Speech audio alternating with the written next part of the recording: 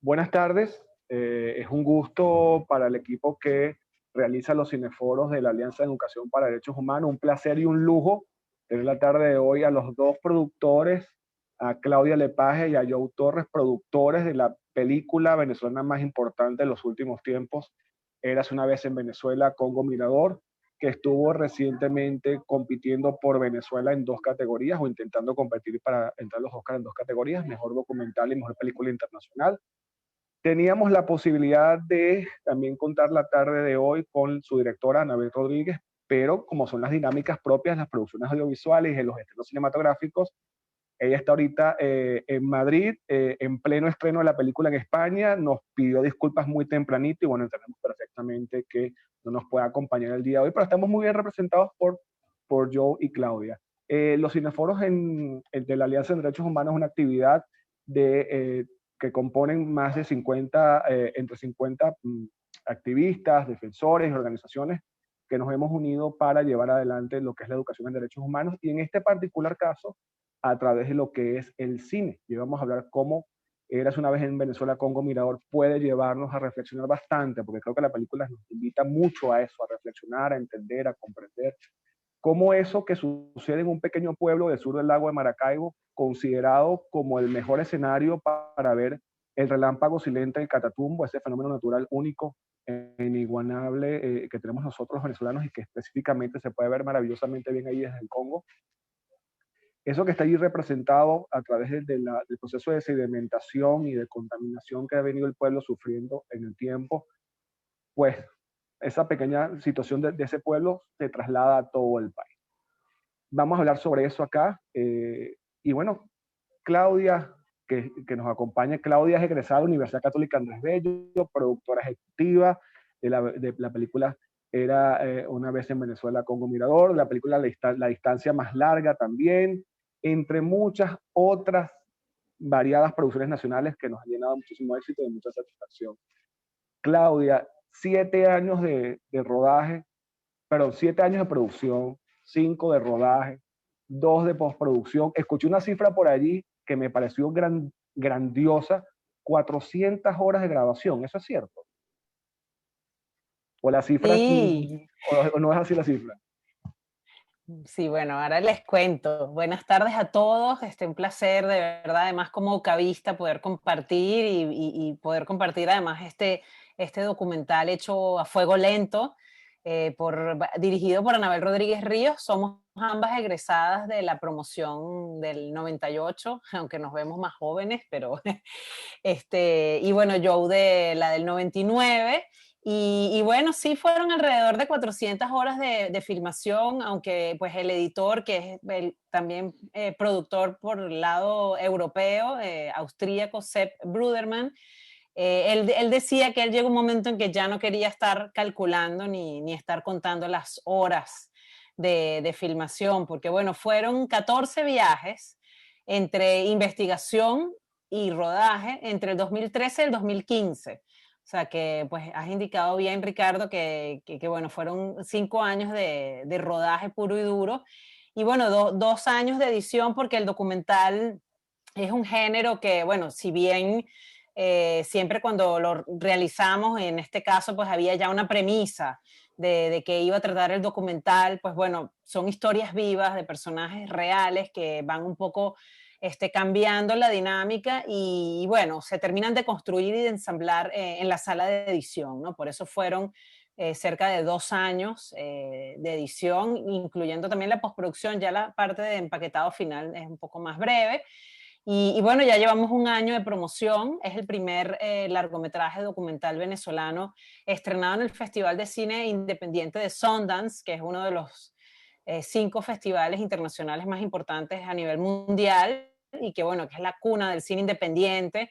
Estuvimos en una sección muy interesante de cine documental del mundo, ¿no? Entonces, a partir de allí, eso nos abrió una puerta a poder participar. Ya llevamos 32 festivales y 13 premios. Entonces, bueno, tenemos esta misión, además de crear conciencia acerca de lo que está pasando en Venezuela y acerca de pues, la violación constante de los derechos humanos. Si bien el documental no versa expresamente, así de una manera tan directa, no es una denuncia quizás de más reportaje o lo que sea de derechos humanos, pues sí, sí plasma, ¿no?, esa situación por la cual están atravesando los habitantes del Congo Mirador, donde, digamos, hay una gran falta de servicios públicos, de educación, o sea, sufren problemas que sufre la mayoría de la población en Venezuela, digamos,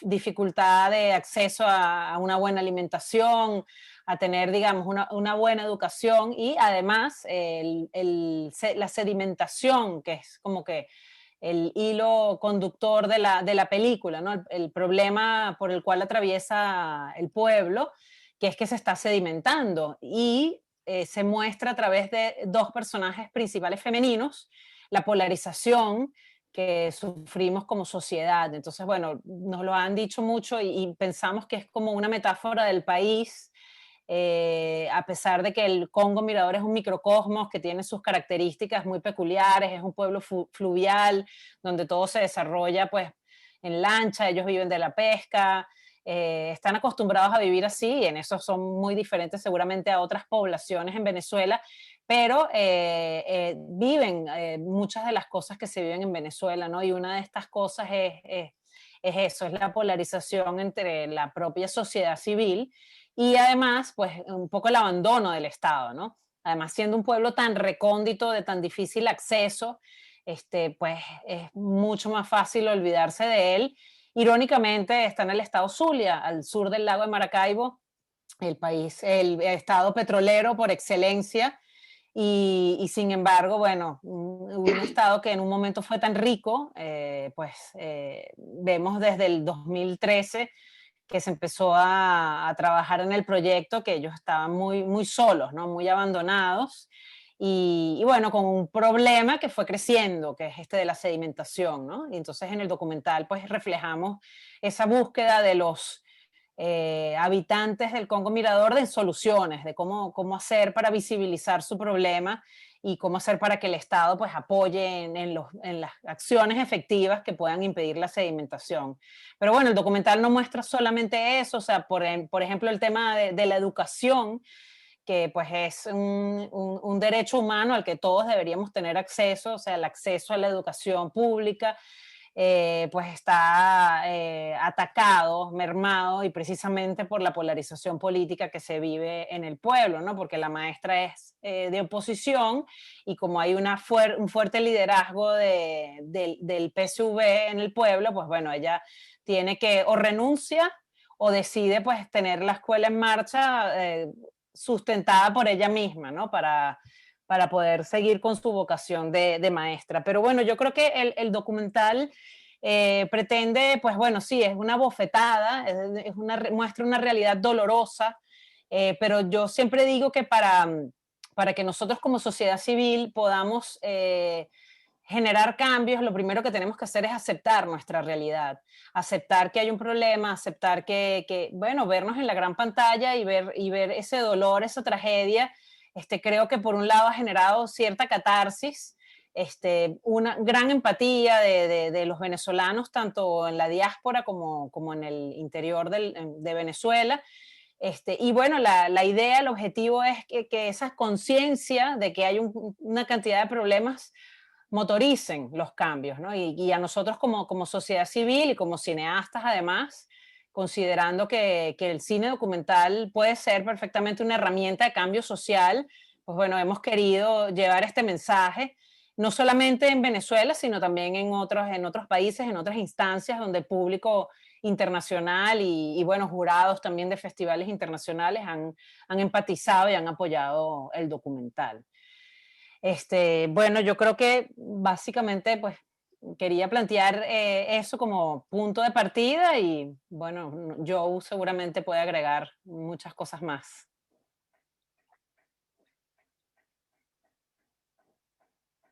Bueno, fíjense, yo también muy agradecido por la invitación y por la oportunidad de estar aquí junto a ustedes. La película, si algo ha logrado esta película es enseñarnos muchas cosas.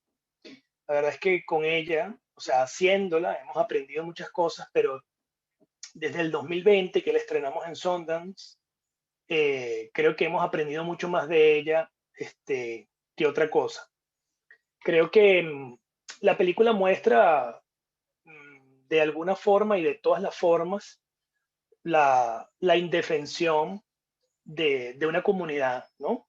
Como una comunidad está, como una comunidad no porque sea remota geográficamente, sino como una comunidad se aísla del Estado, no hablemos del gobierno, sino del Estado, de la concepción de Estado, como de nación, como una comunidad se aísla y termina absolutamente indefensa, absolutamente sola, abandonada. La película, como bien saben, habla de la sedimentación de un pueblo y de cómo sus habitantes deben ponerse de acuerdo para sobrevivir ante la sedimentación. Y evidentemente, si algo se ha ido como sedimentando en nuestro país desde hace 20 años, son los derechos humanos. Yo creo, obviamente esta es mi opinión personal, creo que para los venezolanos los derechos humanos pasaron a ser como una entelequia, como una especie de marco teórico o metodológico, como una cosa abstracta que sabemos que está en algún lugar, sabemos que son un número determinado, que tienen título, pero realmente nosotros nos sentimos hoy por hoy ajenos a eso. No, es como si sabemos dónde están y de qué hablan y qué promueven y qué proponen y qué establecen para la convivencia humana, pero es como si no fuese con nosotros. El Congo Mirador muestra un poco eso, ¿no? Muestra un poco además cómo se fueron politizando los derechos humanos. Entonces pareciera que en un país como el nuestro no nacemos humanos y somos iguales ante el mundo de nacimiento, aunque después se creen ciertas diferencias en el camino, sino pareciera que en un país como este se nació político, se nació de izquierda o de derecha, se nació revolucionario, es decir, se politizó y por esa vía se han utilizado, vilipendiado, maltratado, maltrecho, todo ese postulado de derechos humanos. El Congo Mirador es una muestra de lo que ha pasado con Venezuela. No hay mejor manera de entender, a mi manera de verlo hoy por hoy, desde el hecho cinematográfico, de entender qué nos pasó, que el Congo Mirador. Es un pequeño ejemplo de cómo perdimos la capacidad de hablarnos, la capacidad de sentarnos en una misma mesa, en torno a una misma mesa a pesar de las diferencias, cómo, cómo empezó la política y después una especie de Estado militar y policial a adueñarse de todas nuestras posibilidades de convivencia real. La película también narra a su manera cómo estamos totalmente desconectados, desvinculados desde el punto de vista humano, precisamente. O perteneces a un lado o perteneces al otro, o eres de una facción o eres de otra facción. Es decir, la película habla de un sismo humano que nos fragmentó, obviamente, que nos separó, que hoy nos mantiene incomunicados, a pesar de que hay nuevas iniciativas como la del Foro Cívico que pretenden desde lo civil, desde lo cívico, una reconstrucción del país. La película también plantea que, a mi manera de verlo, insisto, pareciera que la solución está más allá de lo político. La solución pareciera que está en manos hoy por hoy de nosotros, de los ciudadanos, no está en manos de la política, ni de la política de oposición, ni de la política propia de un régimen autoritario como el que gobierna Venezuela, sino que está en manos de nosotros. Por eso esta iniciativa es tan valiosa y por eso estar aquí es tan valioso. Es una reconstrucción desde lo cívico y desde lo civil, en aras de un bienestar común verdadero, que no tiene que ver con un chantaje político, ideológico, doctrinario. Ayer tuve la oportunidad de escuchar a Colette Capriles hablando con Jorge Botti y la verdad es que me sorprendió la conversación porque Colette decía que la ética, desde el punto de vista griego, es una práctica, no solo es un postulado, ¿no? Y nosotros olvidamos practicar la ética y de la mano de esa práctica de la ética también también olvidamos practicar los derechos humanos. Insisto, retomo el tema inicial. Es como una entelequia, es como una abstracción. Está ahí, pero nosotros no la practicamos porque hoy por hoy sentimos, y yo a título personal, una indefensión absoluta, que es la indefensión que sienten los habitantes del Congo. La profesora está sola y está asediada por una supervisora que eso la presiona para que deje su puesto de trabajo. La líder política del PSUV al final también se queda sola, porque también termina dentro de la propia politización de la cual forma parte, pero eso la termina engullendo, ¿no? La termina devorando. El comisario del pueblo también termina aislado y sin ninguna posibilidad de lograr un acuerdo. El resto de los habitantes, los adolescentes y los niños presentes en la película, bueno, parecieran no tener futuro. Si no tienen futuro, ¿cómo vamos a hablar de derechos humanos?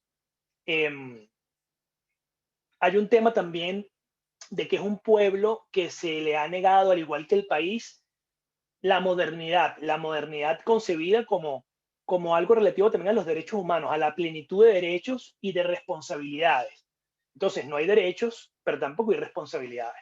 Es un país que si bien en algún momento fue de vanguardia, fue pionero en términos de modernidad, este proceso la ha alejado de eso que en algún momento fue, a pesar de sus errores. Entonces, hoy por hoy estamos muy lejos de ese ideal de la modernidad bien entendida. Y el Congo Mirador, bueno, ¿qué podemos hablar del Congo Mirador? No participa de ese proceso, no existe, porque básicamente no está. Y el Congo Mirador es decir, el Congo Mirador está repartido por toda nuestra geografía. Como bien dice Claudia, este es un pueblo del sur del lago, pero ¿cuántos Congos Mirador hay? Miles de Congos Miradores. La particularidad de este pueblo, como bien decía Ricardo, y el interés de Anabel primario cuando llegó a ese pueblo era retratar el relámpago silente del Catatumbo, que fíjense, es un hecho único en el mundo, es un relámpago silente, está presente, pero no hace ruido. Es decir, no se escucha, pero está presente constantemente.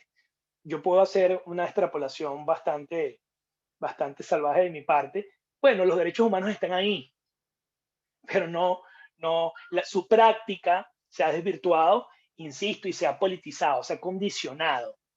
Y eso es lo que tenemos que revertir, insisto, desde lo civil y desde lo cívico. Volviendo a la conversación que escuché de Colette Capriles, volver a ser ciudadanos, perdimos esa condición. Somos sencillamente habitantes de un lugar geográfico, no somos ciudadanos, no reconocemos al otro, no estamos dispuestos a dialogar. Y ya para terminar, nosotros hemos concebido la película, lo que hemos aprendido de la película, porque la película nos ha enseñado, como cuando tienes un hijo y ese hijo te enseña a ti como padre, es que la película, más allá de que plantea una realidad devastadora, es un llamado a la reflexión, al diálogo, es un punto de encuentro para conjugar lo nuestro, lo que somos. No es un lugar para hablar de aquellos, de estos, de ustedes y de nosotros por separado, sino de el país como un conglomerado. Entonces hemos descubierto, afortunadamente, ya en el montaje lo empezamos a visualizar, pero una vez que la película se hace pantalla grande, una vez que la película se hace pública, nos hemos empezado a encontrar con que la película genera diálogo, genera encuentro y genera esa necesidad obligatoria, fundamental, de ponerse de acuerdo, que es lo que realmente Venezuela, a mi modo de ver las cosas, ha perdido. Creo que la película inicialmente tenía unas características y la película se fue armando, la fuimos encontrando, nos fue encontrando a nosotros, que creo que Anabel fue muy, muy inteligente y tuvo tuvo un instinto, siguió su instinto y también reconoció lo que el Congo empezó a darle, más allá de lo que ella quería del Congo. Entonces, en definitiva, tenemos esta película que no deja indiferente a nadie, que te deja pasmado de alguna forma, pero que también te invita a la reflexión. Creo que eso es lo más importante.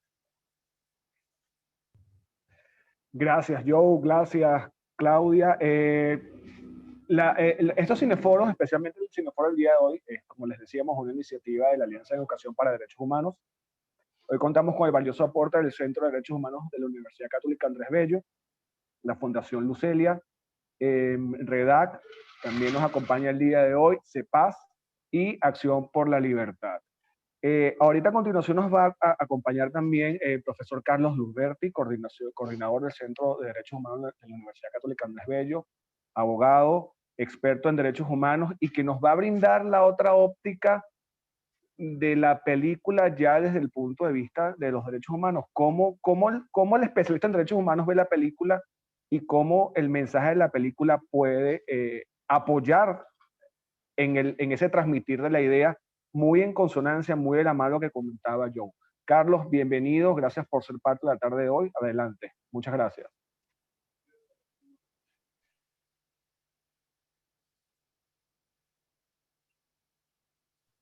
Hola, buenas tardes. Bueno, un gusto. Voy a corregir un poquito aquí la luz porque el sol me pega de frente. Bueno, buenas tardes. Un gusto estar acompañándoles esta tarde para conversar de estos temas. Yo creo que la película, una de las cosas que tiene como valor, y de alguna forma Claudia lo adelantaba en su comentario inicial, es que la película presenta una serie de realidades que dan para muchos análisis, ¿no? Desde el punto de vista de los distintos derechos o las distintas situaciones que están atadas o vinculadas a las precarias condiciones en las que se encuentran muchísimas poblaciones en Venezuela. Y aparte también tomando en consideración que el tránsito de la película, digamos, es decir, esto no fue algo que se grabó en 2019, sino que esto es una foto que refleja una situación anterior incluso a la gravísima situación o crisis o emergencia humanitaria compleja que estamos viviendo en el país. Y entonces desde esa perspectiva me parece que la película es un retrato dramático, pero bueno, esa es una de las ventajas del cine documental, que no es ficción, es realidad. Desde el punto de vista de las carencias en materia de salud, por ejemplo, en materia de educación, en materia de condiciones de vida o condiciones de vivienda en el espacio de Congo Mirador, pero además también desde el punto de vista ambiental, si se quiere. Es decir, uno de los fenómenos, o el fenómeno del cual huye la gente, o lo que representa la amenaza a la vida, y a la vida no solamente desde el punto de vista biológico, sino a la forma de vida de la comunidad, y lo que termina de alguna forma siendo en principio el disparador del desplazamiento, a lo que me referiré inmediatamente, es el problema de la sedimentación y cómo esto es un problema que es el resultado de un proceso de degradación medioambiental y cómo los temas ambientales inciden también. Y hoy en día pues hablamos con claridad y con pertinencia de los derechos económicos, sociales, culturales y ambientales que se deben abordar en su integralidad desde el punto de vista de cómo esto impacta en la vida del sujeto. Y entonces aquí yo introduciría la dimensión de cómo ese desmembramiento del pueblo se traduce o se convierte en un fenómeno que es el fenómeno del desarraigo. Y aquí conecto con nuestro problema, nuestro gravísimo problema de migración forzada en el país, que ese sí es un resultado directo de la emergencia humanitaria compleja. Es decir, hay una necesidad en el ser humano, esto está bastante desarrollado en la literatura desde el punto de vista del análisis filosófico, moral, espiritual, de la necesidad de desarrollar o de sentar raíces, y raíces que van en función de la historia y de la vida cultural. Y cuando una persona individualmente hablando migra, y migra además no por una decisión personal, sino empujada por una crisis, ya sea una crisis socioeconómica como la que estamos viendo en el contexto de la crisis de la emergencia humanitaria, o empujada por una emergencia o un problema ambiental, esa necesidad se rompe, esa necesidad entra en crisis. Y eso, es decir, las personas, los seres humanos, tenemos derecho a la protección del Estado, del poder público frente a eso. Y yo creo que ahí hay otra dimensión que se ve claramente desde el punto de vista de la orfandad de la población frente a ese deber de respetar y garantizar, especialmente de garantizar los derechos de parte de la autoridad. Y cómo además esto tiene otro elemento que es nuestro dilatado conflicto político y polarización, y cómo la población queda atrapada en esa polarización, y cómo además dentro de la trampa de esa polarización hay una parálisis del Estado en su deber de respetar y garantizar los derechos. Es decir, tienes dos autoridades en conflicto, tienes un alcalde opositor, tienes un gobernador oficialista, tienes una de estas autoridades intermedias designadas. Además, allí la discusión acerca del respeto a la voluntad popular expresada en los resultados electorales, y todo este tema de autoridades paralelas que vienen ocurriendo en Venezuela en los últimos años. Y cómo esto, pues al final del día no se traduce en resultados desde el punto de vista de calidad de vida o garantía de derechos de la gente, sino que en definitiva lo que se traduce es en parálisis y en ausencia de protección o de políticas públicas de protección de la gente, del pueblo. Y que esto en definitiva, pues lo que termina es generando el problema del desarraigo, el problema de que la gente se va. Entiendo que pues mucha de la población que participa en la película se ha retirado ya de la zona, viven en Santa Bárbara, me parece, cuando se han desplazado hacia otras zonas, que es además un fenómeno, el fenómeno del desplazamiento, que normalmente se ve desde la perspectiva de derechos humanos y sobre todo en contextos de estados fronterizos como el Zulia, derivado del conflicto armado colombiano y los actores armados, y la jurisprudencia de la Corte Interamericana de Derechos Humanos en este tema, pues precisamente está sentada a partir de los precedentes colombianos, pero que también lo podemos ver en Venezuela en muchos casos. Es un tema del que no se habla con mucha frecuencia, pero bueno, que también los fenómenos medioambientales generan esos movimientos y esos flujos y ese desplazamiento humano, que además esto se interconecta con un problema relacionado con la pobreza,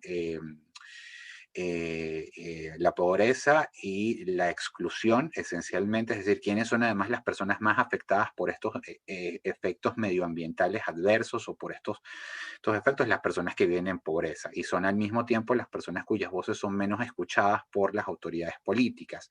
Y es todo un ciclo, un círculo vicioso de violaciones a derechos humanos asociadas a esa situación de vivir en pobreza, relacionado con la falta de servicios públicos adecuados, la falta de servicios de salud, de educación, etcétera. Además, pues ayornado por el problema de la polarización política del que ya hemos hablado. Y esto, pues por supuesto, ya para cerrar y pues devolverle el control a Ricardo, tiene que ver con el tema de cómo ese daño o cómo ese desarraigo y cómo ese trauma, que además esto genera, es decir, esto no es solo un problema jurídico, esto es un problema social, psicosocial, incluso emocional, se traduce en la afectación al proyecto de vida de las personas, que además es un concepto que ha desarrollado la Corte Interamericana de Derechos Humanos también, cómo las personas nacen y se desarrollan en una comunidad con una serie de expectativas desde el punto de vista de lo que van a estar haciendo o lo que va a ser su vida, a un plan de vida en función de estudios, en función de desarrollo, de alcances, de expectativas, de creaciones que se quieren realizar, y que estas situaciones o estas crisis, como la emergencia humanitaria o en el caso particular de Congo, este tema de la sedimentación y el problema medioambiental, pues básicamente rompe ese plan o ese proyecto de vida, y eso pues genera un trauma, y la inacción del Estado al no proteger o garantizar el conjunto de derechos humanos asociados a ese proyecto de vida es una situación de responsabilidad legal del Estado. Es decir, Las autoridades no están puestas allí para figurar, para tomarse una foto, sino básicamente están puestas allí para garantizar los derechos de las personas y dentro de esos derechos a garantizar, garantizar el proyecto de vida. Yo dejaría hasta aquí el comentario para no monopolizar. No, Carlos, para nada. Bienvenido a tus aportes, tus apreciaciones acerca de la película, porque entre todos construimos esta iniciativa y construimos lo que estamos conversando. Eh, Claudia, yo no sé quién de los dos guste responder la siguiente pregunta, porque hay un plano de la película que a mí particularmente se me quedó grabado como el chip más importante de la película, y yo creo que son esos momentos que el cine nos regala que quizás tú no esperas o preparas, pero no se te da, pero se te da sin buscar, en fin. Que es ese momento cuando está Tamara en la entrevista con el gobernador Arias Cárdenas y él empieza a hablar por teléfono porque le entra una llamada y obvia por completo a Tamara y Tamara se queda en un estado de indefensión, engullida de alguna forma por lo que comentaba Joe, y es como ese desmoronamiento de toda de esa esperanza que se va. Y Anabel se queda allí acompañando ese momento sin imprimirle ningún tipo de sonido, que esa es otra de las cosas maravillosas que tiene la película, el uso del sonido, ese momento del silencio que habla mucho.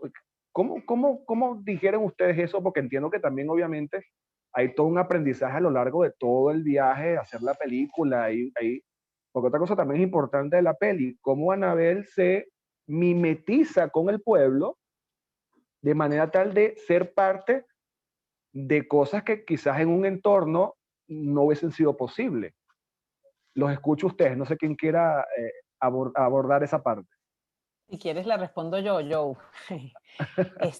Bueno, esta escena, por supuesto, pues en todas las discusiones, presentaciones de la película, pues suele salir a relucir, ¿no? Porque es impactante. Y por un lado siempre explicamos que, bueno, sí, el equipo se volvió invisible porque estuvimos tanto tiempo filmando allí bueno, la idea era acompañar a los habitantes del Congo Mirador en esta audiencia que la gobernación del Zulia hacía una actividad que era recibiendo a las comunidades o algo así. Entonces, bueno, ellos como líderes comunitarios les anuncian que van a ser recibidos. Nosotros pedimos los permisos correspondientes, o sea, no fue que nos coleamos con una cámara escondida, ni mucho menos, y bueno, presenciamos, grabamos eso como un acto político que sucedía en el contexto de ese programa, ¿no? De la gobernación que recibe a las comunidades. Y una anécdota interesante que cuenta Sepp Bruderman y bueno, la misma Anabel, es que esos planos, el plano de Tamara, de esa decepción, eso fue algo que se consiguió después, porque eran tantas horas de material que Sepp revisando y revisando y decía, vamos a ver qué más consigo.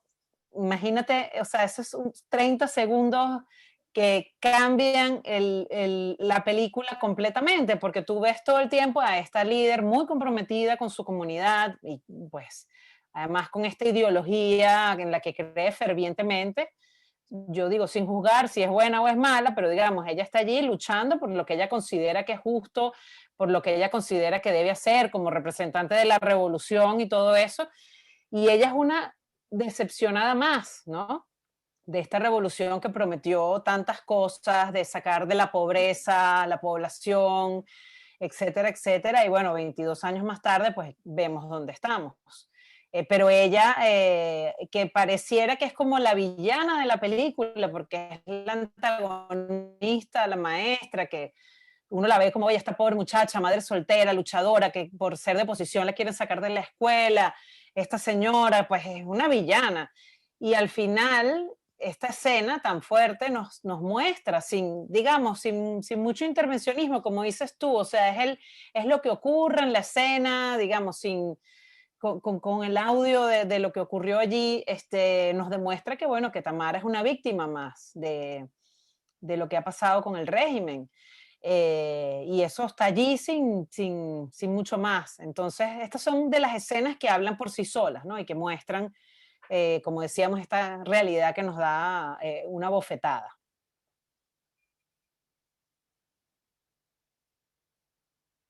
Joe, ¿qué te gustaría agregar a eso? Tú vas acerca de proponerse cómo el sistema engulle, en este caso, a los ciudadanos. Bueno, ahí vemos a un Arias Cárdenas, la red es yo siempre digo lo mismo en esta oportunidad porque es un tema recurrente. Ahí hay una autorrepresentación del político siendo político. Lo que pasa es que Arias también, sin saberlo, se tiende una trampa cuando él mismo se olvida de la cámara y atiende la llamada.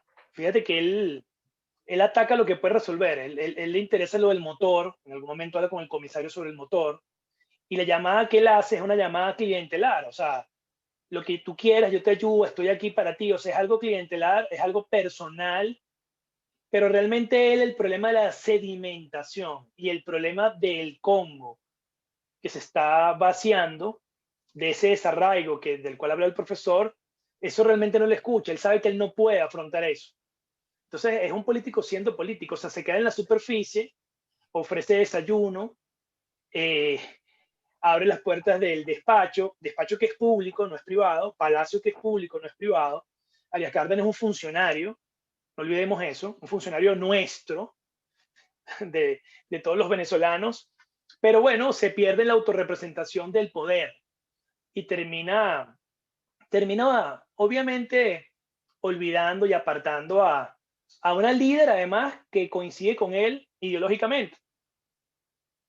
O sea, que tiene, digamos, ese nivel de desprecio, ese nivel de indiferencia, ese nivel de ese funcionario burócrata que ya ni siquiera escucha, que tiene unas personas enfrente y que prefiere atender una llamada personal, una cosa que para mí es clientelar, o sea, que él puede resolver desde la gobernación, porque él no está resolviendo eso desde su casa, él, humanamente, de forma individual, sino lo resuelve desde la gobernación. Entonces, bueno, es una escena final increíble porque habla de lo que somos y de lo que termina siendo este proceso de 20 y pico de años, ¿no? La política siendo política, no la política a favor de los ciudadanos, a favor de sus conciudadanos. Y es una bofetada, y es una escena final. O sea, pocas películas tienen, inclusive de ficción, una escena tan buena para terminar, para cerrar, ¿no? Y sí, ahí vuelvo a lo que yo les he comentado. La película también nos encontró a nosotros. Ese plano estaba por ahí, pero no tenía esa relevancia. Obtuvo esa relevancia cuando se ubica en ese lugar, en ese corte de la película, se convierte entonces en el final, en el clímax. No en el final, en el clímax, porque después de eso viene una catarsis tuya como espectador en donde te cae todo, absolutamente te cae todo, y tú ahí es cuando realmente digieres la película y te la llevas puesta. Ese es el clímax, imagínate. Yo he visto pocos clímax tan efectivos. En el cine de no ficción, muy pocos, pero inclusive en el cine de ficción es muy difícil lograr un clímax con una revelación, con una epifanía de esa naturaleza. Es algo muy pequeñito, pero muy monstruoso al mismo tiempo. Sí, es que ciertamente ese clímax del cual comentas, Joe y Claudia, es, digamos, ya el golpe final para que si tú no te has dado cuenta de lo que está pasando en la película, te termines de dar cuenta. Porque no puedes dejar de ver la película y dejar de sentir lo que está pasando, porque si bien es cierto, no vives ni perteneces al pueblo del Congo, vives en Venezuela y te está pasando lo mismo de alguna forma, quizás más grande o más pequeño, cada cual de acuerdo a sus propias circunstancias, pero no te es ajeno lo que estás viendo en pantalla, o sea, te toca la piel, te roza todos los días y lo palpas. Entonces, en ese sentido, a ustedes como realizadores, ¿qué cambió desde el del primer día de rodaje al último día y en Claudia y en Joe como personas, como venezolanos, al ver esa sedimentación y esa degradación del pueblo en pequeñito que al final es del país completo? Porque la película, otra de las cosas que retrata maravillosamente bien, El lente de Anabel, que el Congo es una película desde la vista de una mujer, contada a través de los ojos de 3 mujeres, que son Tamara, Natalia y la niña, que en este momento se me olvida el nombre, si me ayudan sería genial, porque también la vemos a Joaini. ella, ¿perdón? Joaini. Joaini. Joaini. Joaini, que también la vemos a ella en el medio del lago limpiándose la contaminación en los pies con el petróleo. Entonces, es interesante cómo esta triple mirada femenina o cuádruple mirada femenina nos cuenta esta historia que a todos nos toca muy de cerca. Sí, bueno, a mí sin duda me cambió muchísimo la película. Yo creo que yo soy una, digamos, a nivel profesional, por supuesto, y a nivel personal también me tocó profundamente las fibras porque, bueno, empezando porque cuando yo me involucré en el 2013 en la película, que fue cuando empecé a trabajar con Anabel, yo no sabía dónde quedaba el Congo Mirador. Entonces ya por allí fue como, ya va, yo no vivía en el país, yo tenía 10 años viviendo fuera. Yo soy uno de esos casos de migración al contrario, bueno, igual que Joe, yo vivía en España, estuve viviendo 10 años en Europa y a finales del 2013 me mudo a Caracas para empezar a trabajar en el equipo con Joe de 3 Cinematografía. Y cuando Anabel, que en ese momento vivía aquí en Venezuela, ahora ella vive en Europa, es lo interesante del flujo de las migraciones. Ella me empezó a contar sobre, bueno, sus andanzas en el Congo Mirador, que había estado, lo había conocido porque había grabado primero para unos documentales de la televisión de América Latina, El Relámpago del Catatumbo, etcétera. Cuando ella me habla del Congo Mirador, yo digo, pues que yo no tengo ni idea de qué es dónde queda el Congo Mirador. Pero sin duda, sobre todo para mí hay algo que me marcó muchísimo. Bueno, a nivel de producción fue, o sea, lo pueden imaginar, muy complejo por todo tema logístico, por la cantidad de tiempo que estuvimos haciendo la película, todas las cosas que se enfrenta uno en cuanto a la producción, la hiperinflación, la dificultad de conseguir gasolina para trasladar el equipo allá, incluso el riesgo de tener el equipo en una zona donde hay paramilitares, hablando de los conflictos armados fronterizos con Colombia, pero a mí nunca se me va a olvidar el momento en que yo vi la película por primera vez en pantalla grande en el Festival de Sundance. Yo lo que hacía era llorar y llorar y llorar, porque realmente yo pues pude vivir y pude crecer en otra Venezuela que tenía por supuesto sus defectos y sus cosas a mejorar, etcétera. Pero esta sensación de tener tantos años con esta herida y verla en pantalla grande y después ver cómo la gente de Estados Unidos, que digamos una clase media alta que va a esquiar a Park City y que es una gente que digamos está acostumbrada a ir al Festival de Cine de Sundance, se nos acercaba y nos preguntaba cómo podemos ayudar, cómo podemos donar dinero para la maestra, y para mí eso se me removieron muchísimas cosas, porque por un lado como venezolana digo, wow, es increíble la fuerza que tiene el cine como para decir, estamos aquí, está pasando esto, nuestro país es un país que está viviendo una tragedia y poder visibilizar el problema, pero también a su vez yo, digamos, personalmente digo, ok, como cineasta puedo hacer esto, pero me siento, o sea, me siento sumamente dolida, ¿no? Porque ¿qué queda para las nuevas generaciones? O sea, yo tengo una hija de 5 años y digo, o sea, quisiera yo que la Venezuela en la que yo crecí fuese medianamente esta Venezuela parecida a esa, ¿no? No sé, me gustaría decirle, vámonos este fin de semana a Choroní, nos vamos tranquilas, a pasar un fin de semana en la naturaleza. O sea, hemos perdido muchas cosas, ¿no? Como venezolanos. Entonces, esta película para mí, más allá de las películas de ficción en las que he participado, bueno, que sin duda también han sido muy nutritivas, me cambió profundamente, profundamente. Joe, en tu caso como realizador, como director, como persona.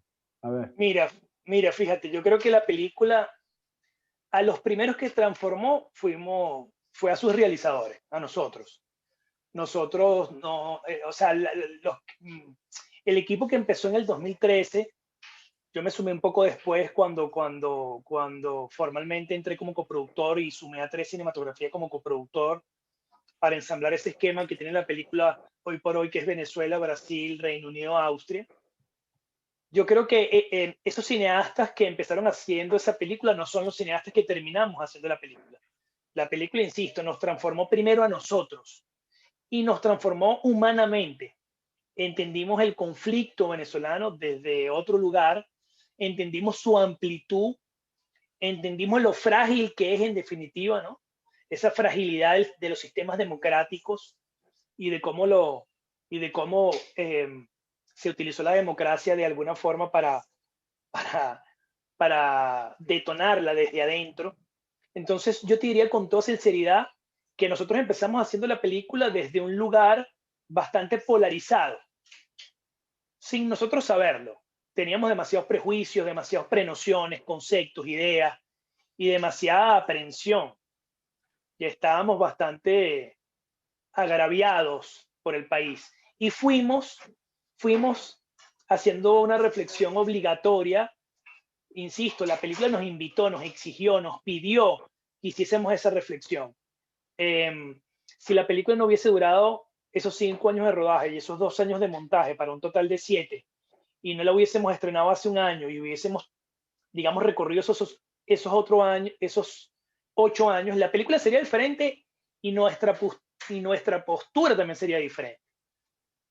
Entonces la película primero nos transforma a nosotros y nosotros entonces ahora, no voy a decir que somos elementos de transformación porque sería muy soberbio de nuestra parte, pero la película es un elemento de transformación. Es un elemento de diálogo, insisto, es un elemento de encuentro. Te permite que te encuentres y hables del país y que por lo menos te puedas sentar a hablar de él. ¿Sí? Yo creo que eso es lo más importante.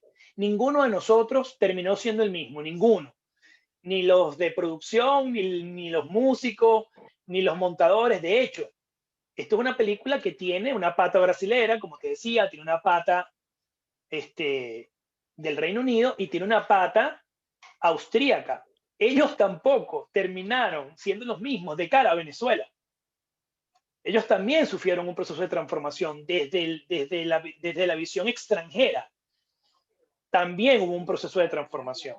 Y eso es lo que hoy por hoy más nos reconforta.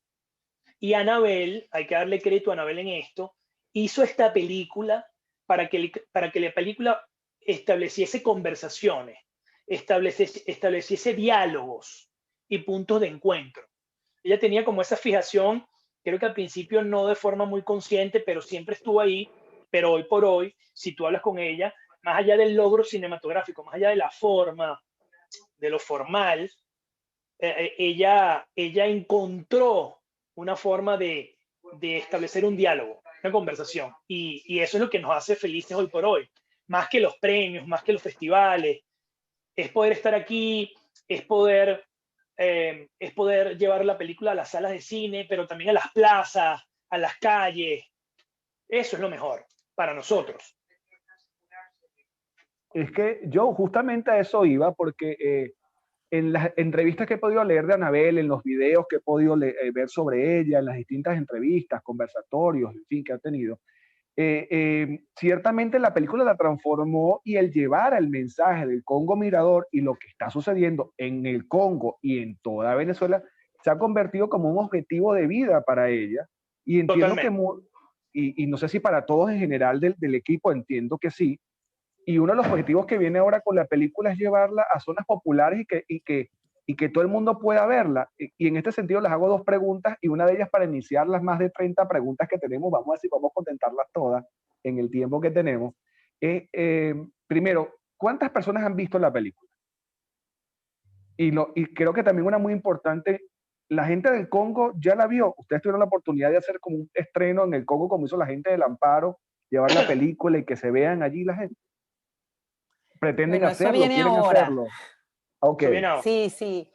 Ahora viene la parte de lo que llamamos para hacer la campaña de impacto y una gira nacional que ya tenemos pautadas 16 proyecciones, se van a ir sumando quizás unas 3 más pero en diferentes países, en diferentes ciudades del interior, ciudades y pueblos del interior, proyecciones en plazas públicas, o sea, proyecciones gratuitas para que la gente de a pie pueda ver la película. No vamos a ir directamente a Congo Mirador porque, bueno, ya está sedimentado, no quedan sino 4 personas apenas, y vamos a trasladar a una parte de las personas que participaron en el documental a Maracaibo para una proyección que estamos organizando en el Teatro Baralt, que además es un teatro emblemático para el cine venezolano y bueno, para nosotros es como una deuda que tenemos con el Estado Zulia y bueno, eso va a ocurrir en el mes de abril. Anabel va a venir para poder también desarrollar esta gira. En Caracas vamos a tener 6 proyecciones gratuitas en diferentes zonas de la ciudad. Ya estaremos comunicando dónde van a ser y la idea es esa, generar diálogo, generar la posibilidad de conversar con la gente, tanto con nosotros como realizadores de la película, como que, bueno, genere debate entre ellos. ¿Cuántas personas la han visto? Esa es una muy buena pregunta. Bueno, finalmente pudimos estrenar en cines en Venezuela, a pesar de la pandemia y todo, ha sido difícil, pero bueno, en algunos sitios ha ido muy bien, como en el Trasnocho, y llevamos, o sea, así como en números de taquilla, llevamos más de 1000 espectadores, que es una cifra quizás pequeña, pero en tiempos de pandemia y para hacer un documental, que además abrimos en 10 pantallas a nivel nacional, que eso es muy raro para un documental, yo siento que el balance ha sido sumamente positivo. Y a nivel mundial, pues bueno, todas las personas que donaron en nuestro crowdfunding para los Oscars, que adquirieron el Secret Screening, que era la posibilidad de verla en streaming en una plataforma, les enviamos el código, algo que todavía sigue abierto, sigue a disposición. Bueno, han sido también, o sea, teníamos de donaciones, llevábamos 1.700 personas que donaron, quizás no todas donaron para el Secret Screening, pero tenemos un buen porcentaje. Y ahora seguimos con ese crowdfunding abierto precisamente para financiar estas actividades de impacto, porque queremos que la película llegue a la mayor cantidad de rincones posibles y sobre todo que sea gratuita, porque no todo el mundo tiene la posibilidad de pagar $3 para verla en streaming o $3 para verla en los cines. Y además no todo el mundo se quiere arriesgar a meterse en una sala de cine, ¿no? Entonces es verla en pantalla grande, pero al aire libre. Ese es uno de los objetivos que tenemos para los próximos 3 meses. Es un tremendo objetivo, Claudia y Joe, y creo que si lográsemos que la película llegue a más gente, va a ser maravilloso. Yo creo que mientras más personas la vean, la masificación del mensaje va a ser más grande, ¿no? Y en este sentido, le pregunto a Carlos, viendo cómo la película ha impactado en quienes la han visto, Carlos, como especialista en derechos humanos, como coordinador del Centro de Derechos Humanos de la Universidad Católica Andrés Bello, ¿cómo el cine nos puede ayudar a hacer, digo, de alguna forma más digerible el discurso de los derechos humanos y que llegue más fácil, que permee, que cascadee hacia abajo y que todo aquel que la vea, sea especialista o no, puede internalizar lo que son los derechos humanos, su plena vigencia, educarse en ellos y que pueda empoderarse de ellos mismos para poder defenderlos desde su propia posición de donde estén? Gracias, Ricardo. Mira, yo creo que el cine ciertamente es una de las herramientas más poderosas desde el punto de vista de que la gente pueda entender que los derechos son elementos de la vida diaria, que los derechos no están solamente en los libros, en las declaraciones, en los tratados, en las constituciones, sino que el derecho en general y los derechos humanos en particular tienen un impacto, una importancia. Y probablemente una de las fortalezas que tiene la posibilidad de ver distintas realidades retratadas en el cine es poder ver e interpretar cosas que la gente en su vida cotidiana probablemente termina por naturalizar o confundir con el resto del paisaje cuando en realidad no son cosas normales, cuando no son cosas que deberían ocurrir. Luego, otro dato importante es un poco lo que comentaban Claudia y yo desde el punto de vista de cómo además en este caso la película puede, o una película cualquiera, pero el Congo Mirador en este caso puede movilizar la conciencia y la solidaridad de otras personas más allá de nuestras fronteras o incluso dentro de Venezuela frente a otras realidades. Es decir, ponía el caso del Amparo, por ejemplo, cómo gente que no tiene conciencia de cuál fue la situación de la masacre del Amparo se entera 30 años después de qué fue lo que ocurrió gracias a una película. Que se entera de cuáles eran las realidades y las carencias de la zona gracias a una película. Como en este caso, gente que de pronto tú le comentas a alguien sobre el relámpago del Catatumbo y sí, sabe de qué le están hablando. Ahora, si le dices el pueblo a partir del cual tú veías el relámpago del Catatumbo y además la particularidad de un pueblo de palafitos, pues la gente se pierde, no cree que esto exista. Y si lo sacas de Venezuela, pues todavía se vuelve más interesante desde el punto de vista de cómo esto moviliza o cómo esto puede movilizar las conciencias. Y creo que aquí un poco simplemente comentar que esa idea de verse reflejado o ver esa otra realidad reflejada a través del cine, yo creo que es clave para incluso generar espacios de reflexión y además, por supuesto, que el cine pues pueda venir acompañado de espacios como este, donde uno pueda tener no necesariamente vamos a llamarlo así, acompañamiento experto, sino tener la posibilidad de discutir o conversar sobre los sentimientos que dispara la película. Y de vuelta, tanto Claudia como yo lo decían, cómo ellos cambiaron en el curso de la manufactura, digamos, de la película, de la realización.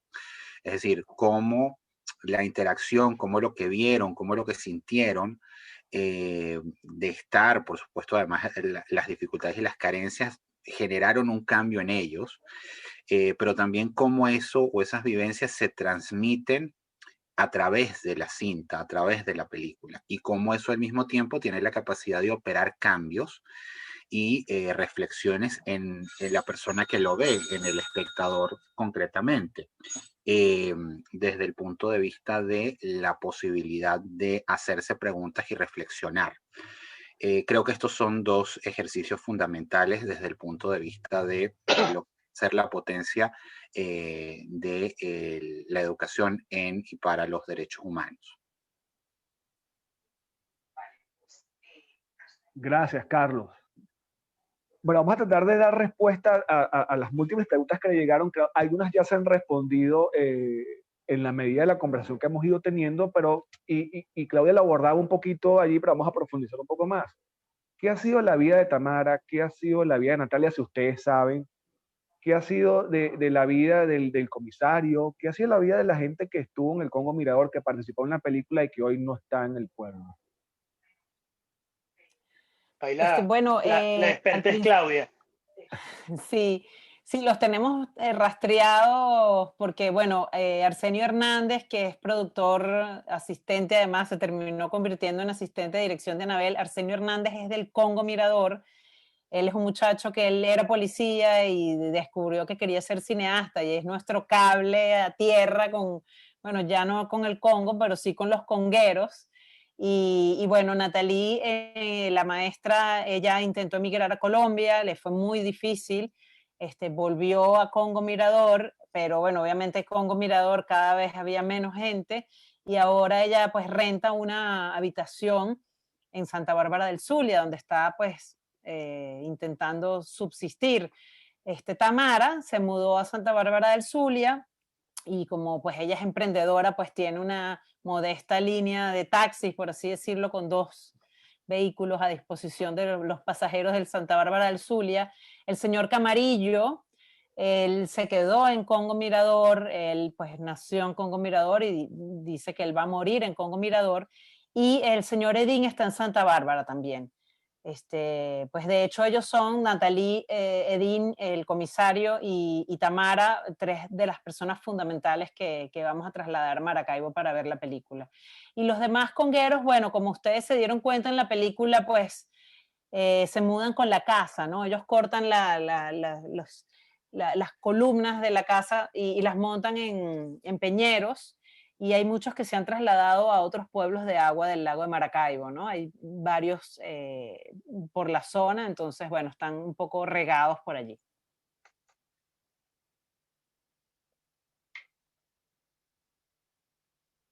A ver, hablamos hace un rato de, de esa mimetización de Anabel al momento de grabar y de todos ustedes allí.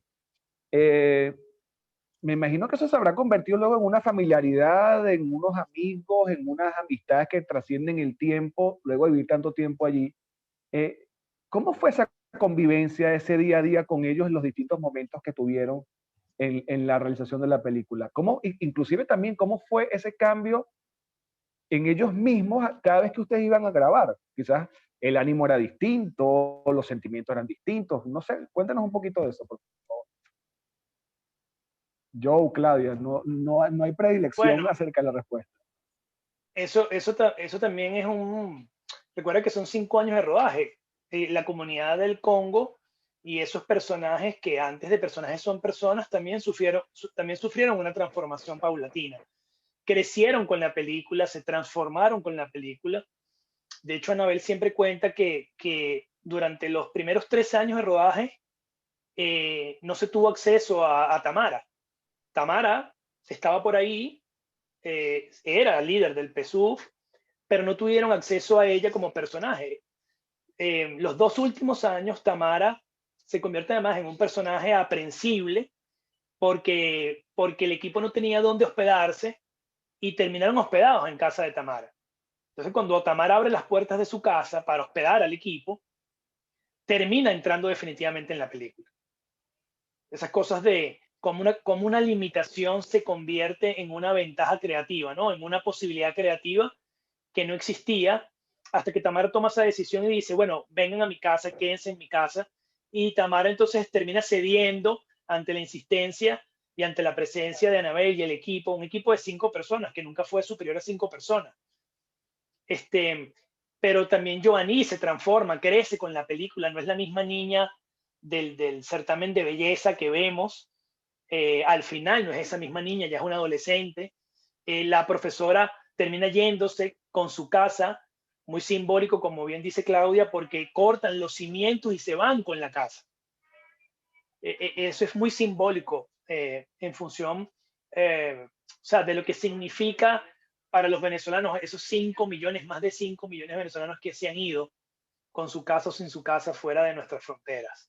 El director de fotografía, John Márquez, dice algo muy interesante, que es que ellos entendieron que tenían que ser como un remo, como un barco, como un habitante más. Es decir, tenían que, sobre eso hubo una conversación pública que hicimos, una de estas conversaciones cuando estábamos en la carrera del Oscar o hacia el Oscar, que titulamos Hacerse invisibles para estar presentes.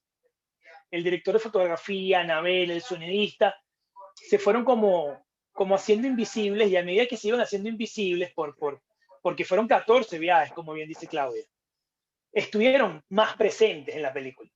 Cuando ya la cámara no importaba, cuando el micrófono no importaba, entonces la película empezó realmente a florecer. Antes, insisto, todo era autorrepresentación y no servía. No servía para construir la película que vemos, pero eso permitió construir la película que no vemos, que quedó fuera, descartada, pero eso fue lo que logró que Tamara fuese Tamara, que la profe fuese la profe, que Joanie fuese la profe. O sea, que ellos realmente se desnudaran ante la cámara. Entonces hubo un proceso también de transformación de esos personajes, de transformación del equipo, de aprendizaje, y como te digo, aprendimos a hacernos invisibles para estar lo más presente, o sea, para estar cada vez más presentes. Y ese es el éxito que tiene la película. Por eso es que la gente se pregunta, pero ¿cómo vi una cámara ahí? ¿Cómo logran ese testimonio? ¿Cómo se logra esa escena? ¿Cómo se capta eso? Porque no es una cámara que está robando, no es una cámara escondida, cándida. La cámara está ahí. Es una cámara además es una cámara con un poder de sugestión bárbaro porque está cerca. No es un teleobjetivo, no es la cámara de un boyerista. Es la cámara que está a 1 metro, a 1,5 metros, a 30 centímetros. de los personajes. Eso realmente, cuando yo veo la película, que la he visto muchas veces, yo mismo me sorprendo y digo, o sea, es mágica la presencia de la cámara. Sí, es que justamente el poder que tiene la película es ese, que te va metiendo dentro del pueblo y llegas a un punto en que tú eres un habitante más del pueblo y estás conviviendo con los que están allí, ves al señor que se está afeitando muy temprano en la mañana, ves a la señora que está vendiendo sus empanadas o su comida en su bote, ves a los niños llegando al colegio para su jornada normal y te vuelves parte de ellos y es cuando te preguntas, o sea, ¿cómo lo lograron? Y ustedes lo están comentando ciertamente acá, que es eso, es lograr que la cámara sea un habitante más del Congo. Y eso sucede solo, o creo yo, ustedes me podrán corregir, cuando todo el ambiente se vuelve o se confabulan de esas cosas mágicas que suceden en el cine para que todo pueda de alguna manera darse para la realización de la película. ¿Hasta dónde, una de las preguntas que tenemos acá, hasta dónde quieren o hasta dónde creen ustedes que puede llegar Congo Mirador? ¿Hasta dónde podemos expandir el mensaje de la película? ¿Tiene límite o no? No, no tiene límites. No tiene. Yo creo que no tiene límites. Ya ha llegado un momento en que la película tiene vida propia. La película camina sola. La película ya antes pues era como, oye, mira, tenemos esta película, la quieren ver, y eso se transformó a una cantidad de gente escribiéndonos, ¿cómo hago para ver la película? O sea, se volteó la tortilla completamente y eso es muy lindo porque quiere decir que ya la película en algún momento nosotros la vamos a soltar, porque sí, hemos hecho bastante el trabajo y ya llegará un momento en que ya pues estará distribuida de una manera en que ya todo el mundo la pueda ver sin pedírnosla. Pero Joe puede compartir un tweet que llegó hace poco. Joe, habla de eso, por favor. Fíjate, Ricardo, justamente, yo le acabo de pasar este tweet que acabo de leer y que acabo de responder. Y entonces le escribo al equipo. Nosotros tenemos un grupo de chat en donde está Anabel, Claudia, Seth Bruderman, que es editor y productor de la película, y yo, que es el grupo Candela de la película, ¿no? Okay. Y yo le acabo de compartir este tweet venezolano que dice, una mujer desconocida, obviamente, esto es lo mejor, dice, del colegio le mandaron a mi hija en 4º año a ver Once Upon a Time en Venezuela. Se lo agradezco infinitamente al profesor esa tarea. Tengo a mi hija más 2 de sus amigas viéndola en este momento. Eso es lo que nosotros queríamos. La película llegó hasta ahí, hasta ese lugar en donde un profesor la recomienda a sus alumnos y sus alumnos la ven. ¿Sí? Por eso nos importaba a nosotros muchísimo el Oscar. El Oscar no nos importaba por el certamen como tal, que también, porque yo no creo que haya ningún cineasta que no quiera un Oscar en su carrera. Eso lo podemos discutir en otro cineforo.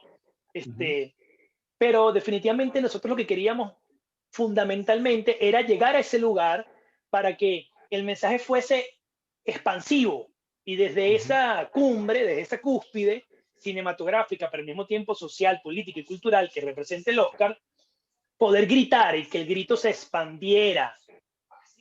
Eso lo estamos logrando ya no con el Oscar, sino con un recorrido en donde la película, como bien dice Claudia, ya camina sola.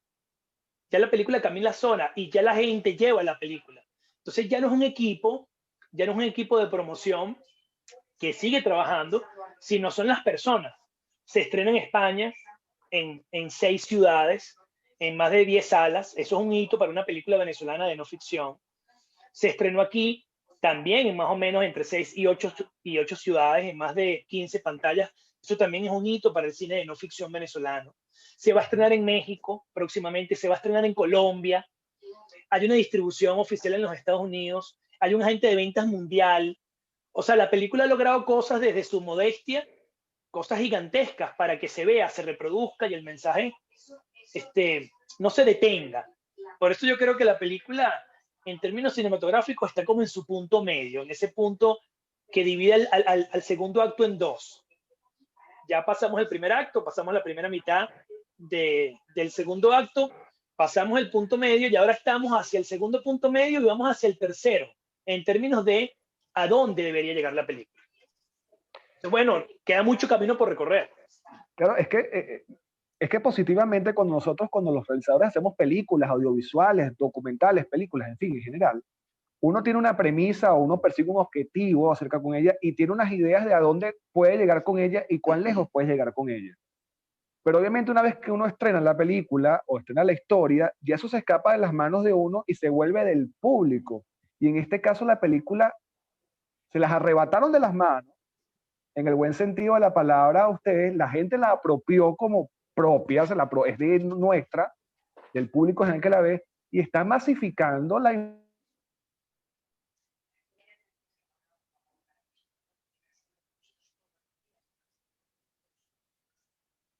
¿Se congeló?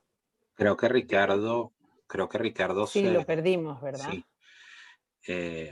Bueno, la verdad creo que la idea que estaba tratando de transmitir es que la película adquiere vida propia. Y creo que ustedes lo reflejaron en sus comentarios claramente. Y creo que eso usualmente suele ocurrir también un poco a partir de ese comentario que hacían respecto a cómo ahora les piden la película y cómo se la solicitan, ¿no?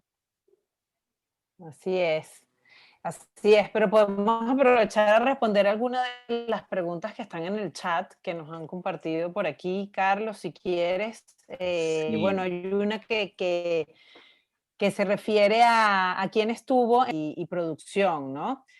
Bueno, digamos que en Sonido de Campo son dos sonidistas venezolanos que estuvieron uno en un periodo y otro en otro. Uno es Marcos Salaverría, que además hizo el sonido de la película colombo-venezolana El abrazo de la serpiente, que estuvo hasta nominada en los Oscars como mejor película internacional de habla no inglesa. Pero la postproducción, que es lo interesante, se hizo en Brasil. Toda la postproducción de sonido estuvo a cargo de Daniel Turini, que es un sound designer de Sao Paulo, que tiene una carrera cinematográfica y de series muy interesante.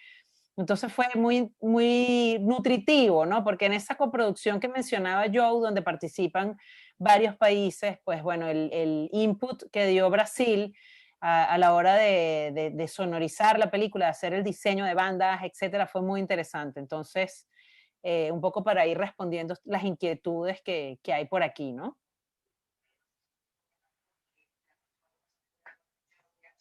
Luego, alguna anécdota interesante acerca del detrás de cámara o el rodaje. Bueno, Joe y yo no somos personal de filmación, o sea, yo no estuve en el Congo Mirador, Joe tampoco, pero algo que yo puedo contar en primera persona, yo estuve a cargo como de la producción desde Caracas, de organizar el equipo que viajaba y cada vez que había que armar el equipo bueno, y contratar y buscar toda la logística, pasajes, etcétera. Bueno, era un trabajo, ¿no? Intentando sobre todo mantener al mismo personal para que esa invisibilidad que hizo posible que esa cámara fuese invisible y todo, intentar no rotar mucho al equipo, ¿no? Pero obviamente, pues la migración es algo que ha atacado también a la comunidad cinematográfica y hubo algunas personas que se fueron del país, ¿no? Pero yo cada vez que recibía una llamada de Viena de Anabel oye, Anabel, pero no habíamos dicho que ya íbamos a parar el rodaje, no, pero es que ahora parece que las dragas sí las van a mandar, entonces, preparados, todos preparados, ya, llama a todo el mundo, entonces, o sea, eso tiene el género documental, que a veces uno cree que ya está todo listo, que ya terminaste y no, y cuando pensábamos que ya habíamos terminado de filmar, Arsenio Hernández, nuestro hombre en el Congo, llama a Anabel y le dice, oye, ahora la sedimentación sí se ve muchísimo. O sea, hay que ir a Congo Mirador a hacer tomas aéreas inclusive para mostrar, ¿no? Cómo está eso ahora mismo. La maestra ahora sí se va, ahora ya está decidida, hay que ir. Entonces, bueno, son algunos entretelones de cómo fue ese detrás de cámaras, de que, bueno, a veces, pues, piensas que ya tienes la película lista y no, aunque claro, llega un momento en que hay que decir, ahora sí hay que parar, porque, bueno, no se puede estar filmando eternamente.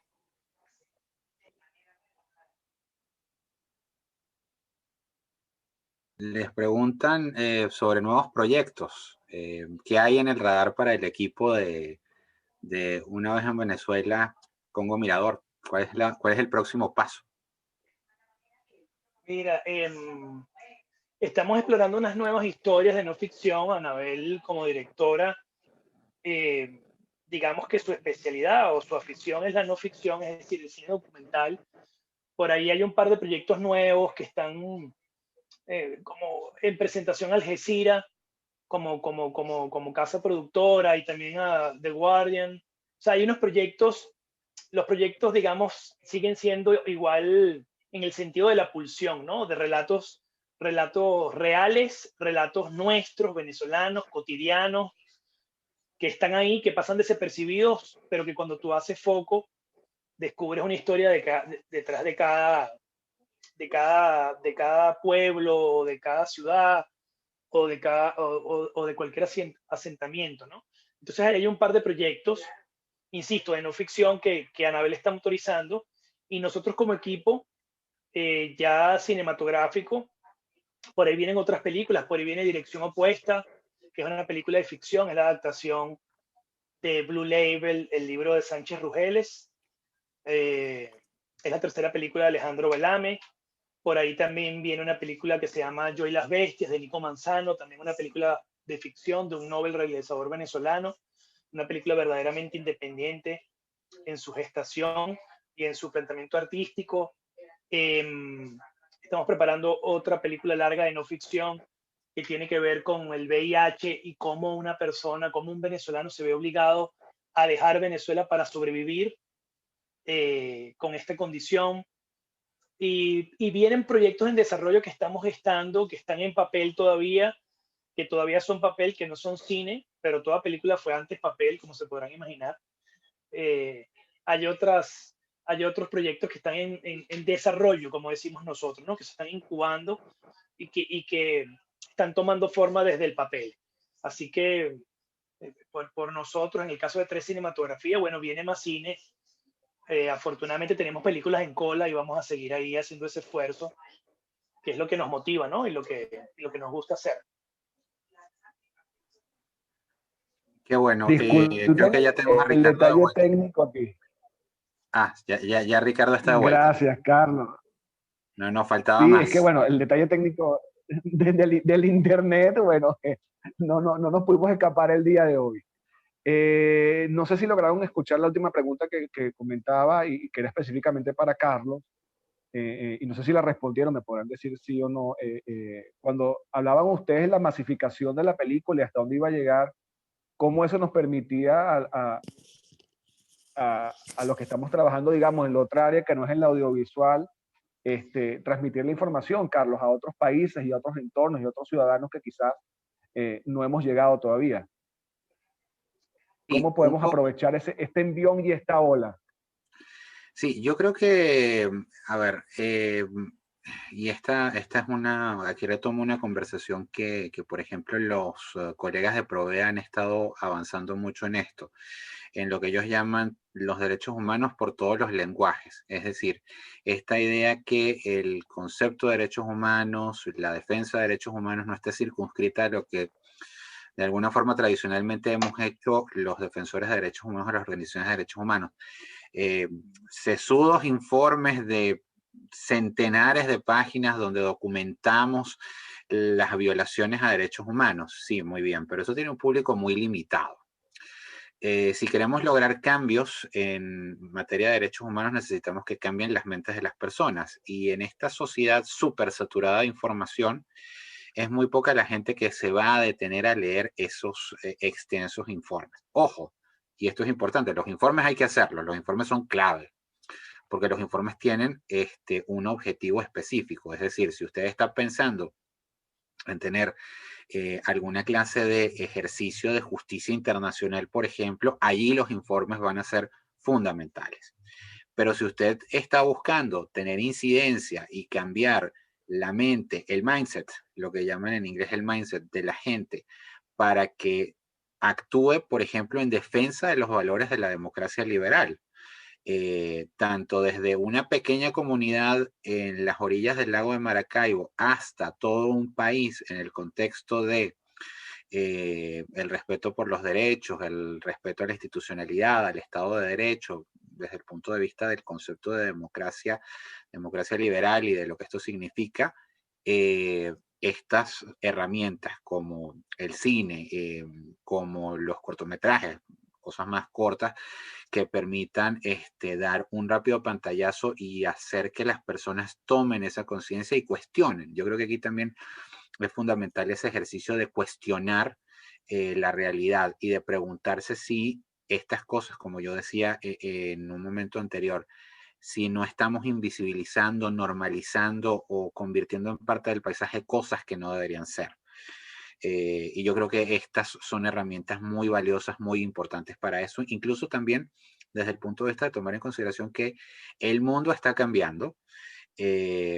Los jóvenes, y no incluyome yo en esa categoría, yo que estoy ya en la banda de los de más de 30, pero los jóvenes, es decir, ese grupo etario de entre 16 y sus 20 años, son el grupo mayoritario en este momento y es el grupo que está haciendo la diferencia desde el punto de vista en temas políticos. Digamos, la participación de los jóvenes es lo que puede determinar una elección.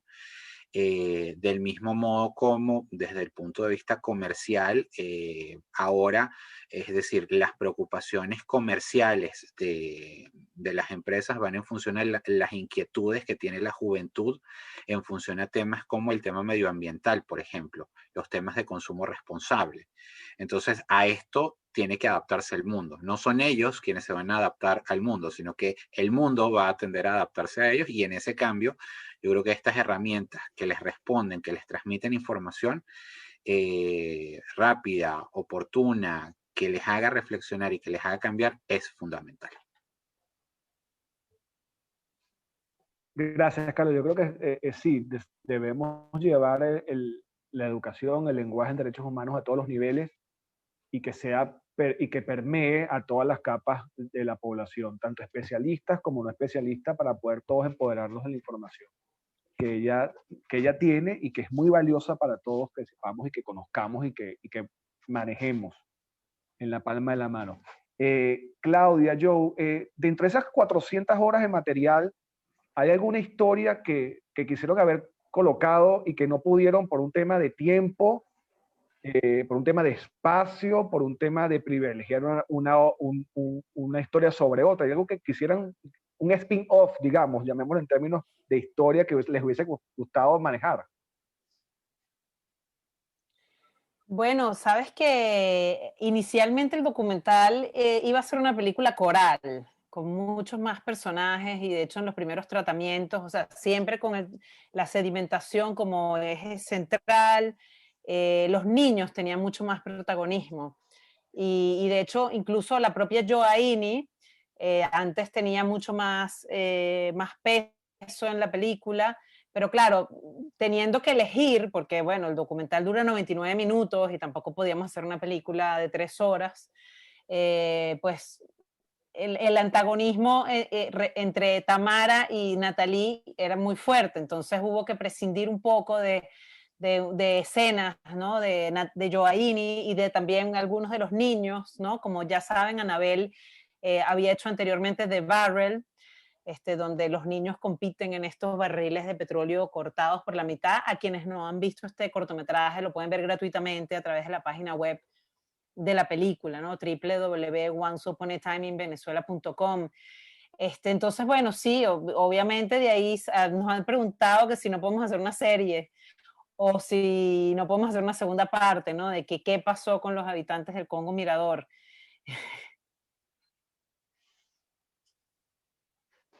Esa era una de las preguntas que también, que la comentábamos hace un rato y es recurrente entre todas las personas que nos han comentado y han participado el día de hoy. ¿qué ha pasado con la gente? Ya lo comentabas un poco, pero me hacen una pregunta muy específica. ¿Qué pasó con la casa de la profesora? Que la vemos perderse en la inmensidad del lago. ¿Qué pasó con esa casa? Esas curiosidades quizás de que podemos rescatar de la película. Si saben Sí, ustedes, por bueno, supuesto. ella se fue con la casa a otro de los pueblos de agua, ¿no? De agua. Pero bueno, luego de pasar un tiempo allí, decidió irse a Colombia, pero bueno, actualmente ahora mismo, ¿qué ha pasado con su casa? Y sé que, o sea, está en Santa Bárbara y no se pudo llevar su casa a Santa Bárbara. No hemos hecho un seguimiento tan profundo de los detalles, pero bueno, sí entiendo que genera muchísima curiosidad qué ha pasado con ellos, ¿no? ¿Cuál creen ustedes, Claudia, Joe, incluso Carlos, qué impacto puede tener? Pero ya lo estamos viviendo, pero si nos podemos trasladar en el tiempo, ¿cuál creen ustedes que es y que va a tener el impacto de la película culturalmente hablando en las próximas generaciones, más allá de lo que comentaba yo del profesor? ¿Qué impacto podemos nosotros proyectar de la película culturalmente hablando en Venezuela hacia adelante, si hay alguna forma de poder colocar eso en palabras? La pregunta es para los tres. No importa quién quiera arrancar primero y nos vamos complementando. Yo creo que es una película que va a quedar entre nosotros de por vida, la vamos a revisitar, vamos a recurrir a ella para entendernos, para explicarnos, para dibujarnos, para armarnos, para desarmarnos. Es un poco con su distancia y con unas distancias muy grandes y muy bárbaras por respeto y por admiración. Lo que pasó con Araya de Margot Benacerraf, que es una obra que sigue ahí, que tú sigues viendo, que sigues revisitando, de la cual se sigue hablando. Eh, Fíjense que además hay como muchas similitudes, ¿no? Araya, el Congo Mirador, dos mujeres realizadoras, dos mujeres diminutas, como se dicen, como se refieren a Margot Benacerraf en Madame Cinema, una mujer diminuta que hizo historia.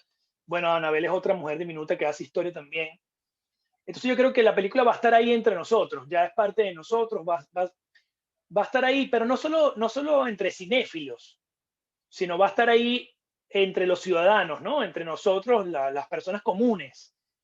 Y yo creo que ese es el gran valor, ¿no? Y que culturalmente sirva para entendernos, insisto, para explicarnos, para volver a nosotros, a ese lugar en donde somos todos y no una parte u otra. Yo creo que ese es el gran valor y creo que de ahí viene su trascendencia, lo que decía el profesor. Las películas que trascienden y que se quedan contigo son aquellas donde tú te ves reflejado. Y en esta nos vemos reflejados todos. Por eso en algún momento la campaña de promoción decía el Congo Mirador somos todos, porque es así.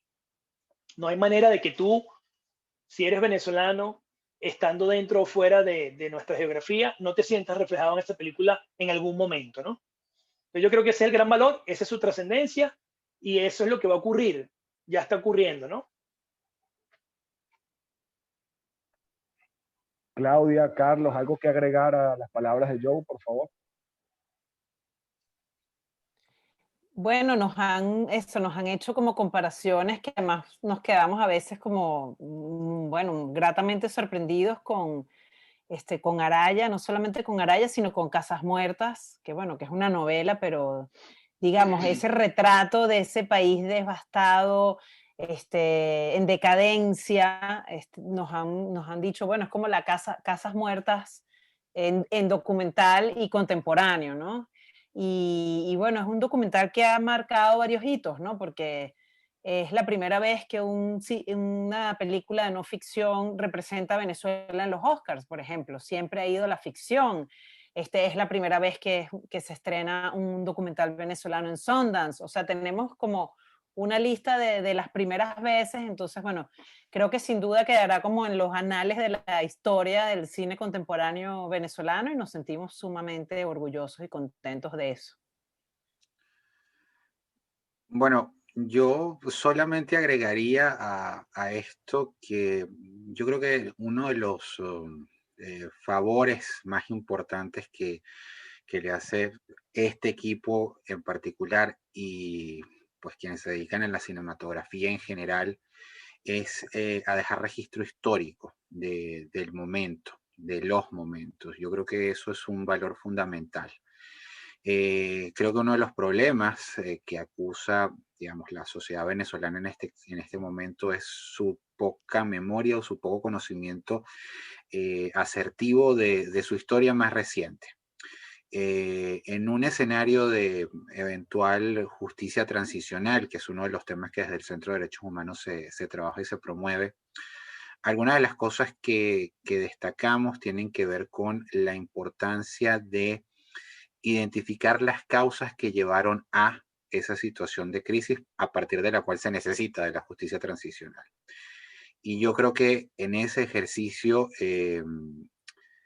películas como esta y otras tantas en función de documentales, y algunas otras no necesariamente documentales, sino desde la perspectiva de la ficción, que retratan algunos eventos y algunos momentos históricos, son herramientas fundamentales para eso, para mantener esa memoria de qué ocurrió, de cómo ocurrió, porque al final uno de los procesos más importantes en los procesos de justicia transicional es esa reconstrucción de la memoria colectiva, es decir, de un lugar común a partir del cual las partes en conflicto puedan empezar a reconstruir una sociedad democrática, una sociedad que sea viable y que pueda vivir en paz y armonía con justicia. Y esto, pues, por supuesto, pasa por la garantía de no repetición de las graves violaciones a derechos humanos, pero también pasa por hacer justicia frente a esas graves violaciones a derechos humanos, y pasa también por saber qué ocurrió, ese denominado derecho a la verdad como un elemento esencial de los procesos de justicia transicional.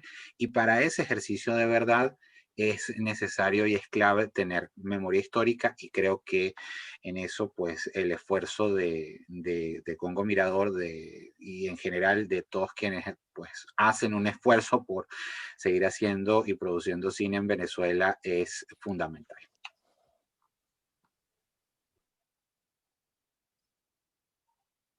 Siguiendo con las palabras de Carlos, a Claudia y a Joe, ¿qué los motiva a seguir estando en Venezuela, a seguir haciendo en Venezuela y a seguir haciendo cine en Venezuela? Más allá del hecho de contar historias, que es natural en quienes realizamos, ¿qué más los mueve a seguir estando con sus pies anclados en esta tierra maravillosa? Muy buena pregunta. Yo me la hago todos los días. Claudia, Joe. Bueno, Ok. yo considero que yo viví 10 años afuera y sé lo difícil, ¿no? Que es vivir fuera y ser inmigrante. Yo creo que, bueno, mucha gente dice, oye, porque aquí en Venezuela estamos pasando, obviamente, una cantidad de problemas y ya no nos podemos extender en ese detalle, pero también afuera hay sentimientos fuertes, por lo menos en mi caso, el desarraigo que yo sentía cuando vivía afuera era algo que llegó un momento en que ya no aguantaba más. Entonces ahí fue cuando dije, yo creo que yo tengo que volver al país para, bueno, sentirme como que estoy aportando algo, porque estaba afuera muy preocupada por lo que estaba pasando, pero desde afuera sentía que poco podía hacer, ¿no? Obviamente los venezolanos desde la diáspora tienen herramientas y tienen más facilidades para hacer ciertas cosas. Y yo creo que es importante, algo que me une estar aquí es que podemos colaborar con cineastas que están en la diáspora, ¿no? Y servimos como de base, de apoyo, de equipo, como en este caso hemos hecho un muy buen equipo con Anabel y Sepp Bruderman, y por eso tenemos nuevos proyectos andando. Pero es eso, es ser el cable a tierra de muchos que están afuera y quieren seguir contando historias, ¿no? Aunque nosotros también tenemos nuestros propios proyectos que estamos desarrollando. Bueno, yo creo que es un compromiso, ¿no? Con el país, con contar lo que está pasando, documentar lo que está pasando. Joe. Mira, hay un tema de propósito claro que tenemos como casa productora. Hay un tema de propósito claro que tengo yo personalmente y que también tiene Claudia. Yo recuerdo cuando invité a Claudia en el 2013 que si viniese de Madrid. Yo viví en Barcelona 10 años y me devolví justamente con la intención de fundar 3 Cinematografía para contar nuestras historias, e invité a Claudia. Recuerdo que un día le dije, nos conseguimos en el estreno de Hermano, de la película de Marcel Raskin, que también es miembro de 3 Cinematografía, socio fundador. Y yo me acuerdo que parte de la conversación, porque yo invitaba a Claudia a que se viniese, ¿no? Y que regresase. Y le dije en aquel momento algo así como que esas no son nuestras historias, o sea, las historias que estás contando y de las cuales estás participando, y yo también en aquel momento, no son las nuestras. Y está bien, pero ya, basta, volvamos a contar las nuestras. Y eso es lo que hemos hecho durante 9 años. 3 Cinematografía tiene 9 años. Claudia tiene 7 años liderando el departamento de cine. Y nos hemos enfrascado por tercos, que es la otra condición. Hay un tema de propósito y un tema de terquedad. No hay cineasta que no sea terco. Inclusive no es un asunto de ser bueno o mal cineasta. Si eres cineasta, eres necesariamente terco, está en el ADN. Porque hacer cine no es fácil aquí ni en ningún otro lugar. Aquí es cada vez más difícil, prácticamente imposible. Pero entonces hay un tema de propósito, un tema de terquedad y un tema de contarnos a nosotros mismos a través del cine como expresión artística. Y también eso que dice Claudia es muy importante. Servir de centro neurálgico, de epicentro de nuestra cinematografía para los que están afuera, para los que quieren contar historias que siguen pasando por Venezuela, que siguen siendo venezolanas. Nosotros nos hemos convertido como en ese epicentro para que esas historias tengan un asidero y no se pierdan. Entonces, bueno, básicamente hay un tema, insisto, de terquedad, un tema de propósito y un tema de pulsión, ¿no? Es lo que nos gusta hacer, es lo que sabemos hacer. Básicamente nos gusta hacer películas, nos gusta hacer cine venezolano y en eso estamos. En eso estamos. Eso es irrenunciable. Inclusive si te desplazas, si te mueves, no creo que ese propósito cambie. Claudia, Joe, Carlos, para la Alianza en Derechos Humanos es un placer y un honor y un orgullo haber compartido la tarde hoy con ustedes. Ha sido una conversa maravillosa. Si bien es cierto, no les planteé todas las preguntas, sí las respondimos a lo largo de toda la conversación que tuvimos. Y no estamos sino más allá mucho más que contentos. Les extiendo los agradecimientos del profesor José Bernardo Guevara, de Carla Ávila Morillo, periodista, quien es parte también de nuestro grupo, de Germán Lick Ríos, que también es parte del equipo, y de toda la gente que por las distintas formas comunicativas nos ha hecho llegar el agradecimiento y el orgullo para con el trabajo que ustedes han hecho. Sin proponérselo, la película hace o cumple la máxima de los derechos humanos, que son las 3D: documenta, denuncia y difunde. En este caso, lo que sucede en el Congo Mirador y que se extiende a lo largo de todo lo que es el país, de todo lo que es la República de Venezuela. Claudia, Joe, por favor, coméntenos en dónde podemos ver la película, en qué plataformas está. Hay cierta todavía desinformación en cuanto a la gente que está en el exilio, cómo la ve, a dónde accedo. Sabemos que está en Cine Mestizo y en otras plataformas, pero por favor, ustedes mejor que nadie conocen esa información.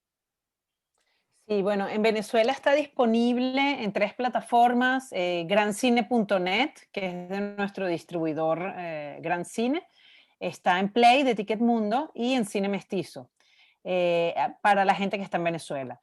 Vamos a volver a las salas de cine. Ahorita estamos en semana radical, pero en semana flexible vamos a volver al trasnocho cultural. Seguro una semana más, no sabemos cuánto tiempo nos puedan extender, pero por lo menos una semana más. Y para la gente que está fuera, como dije antes, sigue abierto el crowdfunding, que se puede acceder a través de nuestra página web www.onceupoonytime.com/crowdfunding. O sea, escribiendo eso en el URL, llegan directo al Indiegogo. Con una donación de 10 euros, pues les hacemos llegar las coordenadas de la plataforma donde se puede ver la película. De momento, pues esas son las opciones, y estamos entrando en salas de cine en España, en 6 ciudades: Madrid, Barcelona, Valencia, Zaragoza, Bilbao, y en Tenerife está en las lagunas, y o sea, son como 3 ciudades. Entonces vamos a estar en abril en Colombia, y en México también estamos preparando hacer un estreno nacional allá en varias ciudades también. algún mensaje que quieran compartir con los cineastas, que tenemos muchos estudiantes escuchando el Cineforo y que lo van a seguir escuchando luego porque esta conversación que está siendo grabada va a ser luego colgada en el canal tanto del Centro de Derechos Humanos de la Católica como en el canal de la Alianza en Derechos Humanos para que el mensaje se multiplique. ¿Qué mensaje le pueden dar a los estudiantes que desean profundamente hacer cine con celulares o sin celulares, con cámara o sin cámara, pero que tienen las ganas de hacerlo? ¿Cuál es el mensaje de ustedes dos que son máximos exponentes de la realización audiovisual en Venezuela, directores y productores destacados? Mira, yo tengo un mensaje muy claro que ese ejercicio de qué le diría el Joe que tiene ahorita 48 años al Joe de 18. Yo le diría a ese Joe Torres lo que le diría al resto de los cineastas jóvenes. Hagan las películas que quieren hacer. Cuenten las historias que quieren contar. No hagan películas para otros si tienen la posibilidad. Y si van a hacer películas para otros, que obviamente como medio de subsistencia, no abandonen sus historias, no abandonen sus películas. Tienen un gran privilegio. Después va a ser muy difícil que cuenten sus historias con la misma mirada, con la misma inocencia, la misma ingenuidad, pero al mismo tiempo la misma libertad y la misma valentía. Eso para mí es fundamental, que si eres un cineasta y eres joven, cuentes tus historias, cuentes tus relatos, cuentes tu película, no te doblegues, no es fácil, pero no te vendas, no importa si es con un celular, no importa si es con una cámara fotográfica y lo vas a contar en fotografías, como la YT de Chris Marker, por ejemplo, no importa la duración, no importa el género, si te gusta el terror, haz terror, si te gusta la comedia, haz comedia, si te gusta la no ficción, haz no ficción, pero no abandones esa oportunidad que tienes ahorita, que la vas a ir perdiendo. La vas a ir perdiendo porque es muy difícil de aprender, de asir, de sostener. Entonces, tienen una grandísima oportunidad porque tienen libertad y tienen desparpajo, tienen juventud. A mí me emociona hablar de esto porque la vas perdiendo por miles de razones que no vienen al caso ahorita. Entonces tienen una gran oportunidad, que abracen lo que quieren contar hasta el final, que no desfallezcan, que eso es lo que tienen que hacer y lo que necesitamos además, no solo los cineastas que ya estamos en otro periodo, sino lo que necesita el país. Sí, bueno, yo les diría Claudia. que vean mucho cine, que lean, que pregunten, que estudien, que se lancen. O sea, las nuevas tecnologías, cuando nosotros comenzamos, pues era mucho más difícil filmar, o sea, era 35 milímetros, 16 milímetros y era todo mucho más complicado. En cambio que ahora con eso, como decía yo, un celular, una cámara de fotos, se pueden hacer muchísimas cosas y es cuestión de experimentar, ¿no? De probar, salió mal, bueno, lo vuelvo a hacer, lo hago de otra manera y sobre todo hacer cine es una carrera que puede ser a veces un poco ingrata y uno recibe muchos no. O sea, para hacer esta película, incluso con Claudia Pinto, también ucavista, lo contábamos muchísimo, lo que nos decía la gente, como, ay, pero ustedes dos muchachitas tan jovencitas, ¿y ustedes por qué no hacen una película más sencilla? ¿Por qué me estás intentando vender esta película? Y cuando la terminamos, la gente se quedaba como, wow, increíble. Claro, eran otros tiempos también, ¿no? Pero como decía yo, los cineastas somos tercos, entonces no desfallezcan, porque uno se consigue muchos nos en el camino. No hay que desmoralizarse porque rechazaron el proyecto en algún sitio. Bueno, entonces, ¿por qué lo rechazaron? Lo planteo, lo vuelvo a hacer, lo reescribo. A lo mejor ese no me sirve para aprender algo sobre mi visión que yo no estaba viendo. Entonces, bueno, es eso, es seguir y darle y darle y darle hasta el final. Indetenibles y siendo tercos hasta más no se pueda. Y tumbando todas las paredes, porque si nos cierran una ventana nos metemos por la puerta, si cierran la puerta nos metemos por la chimenea y así, hasta que logremos hacer la película. Claudia, Joe, ha sido un inmenso placer y las agradecemos profundamente que se hayan tomado el tiempo para estar con nosotros. Sabemos que están en 1000 cosas al mismo tiempo. Recordemos que la directora Anabel no nos pudo acompañar la tarde de hoy por el tema del estreno de la película en España, así que por favor sigan las redes de la película Once Upon a Time in Venezuela, para que se puedan seguir enterando de todo lo que viene con la película, dónde la van a proyectar, en qué localidad, en qué plaza, en qué pueblo, en qué ciudad, para que por favor vaya corriendo a verla tan pronto pueda, tan pronto le dé la posibilidad, vaya y véala, porque no se va a arrepentir, la va a disfrutar, se va a identificar con ella, se va a emocionar con ella y va a reflexionar mucho con ella cuando la vea. Carlos, de parte de todos nosotros, muchas gracias por el apoyo del Centro de Derechos Humanos de la Católica, el apoyo tuyo mensualmente a esto, igual a Argelia, que nos está acompañando por ahí en alguna parte, también está por allí. Algunas palabras finales tuyas, Carlos, por favor, antes de despedir. Gracias, Ricardo. Bueno, desde el Centro de Derechos Humanos de la Universidad Católica Andrés Bello, un gusto poder seguir apoyando las iniciativas de la Alianza por la Educación en Derechos Humanos. Seguimos muy motivados y comprometidos con estas iniciativas como este Cineforo, pero también queremos seguir apoyando ideas como películas como Congo Mirador y la posibilidad de seguir discutiendo sobre estos temas y reflejando los temas de derechos humanos a través de distintas miradas. Desde la línea de educación en derechos humanos, que es la que me corresponde a mí directamente, pues esto es una estrategia fundamental para poder tratar de llegar y llevar el mensaje a la mayor cantidad de personas.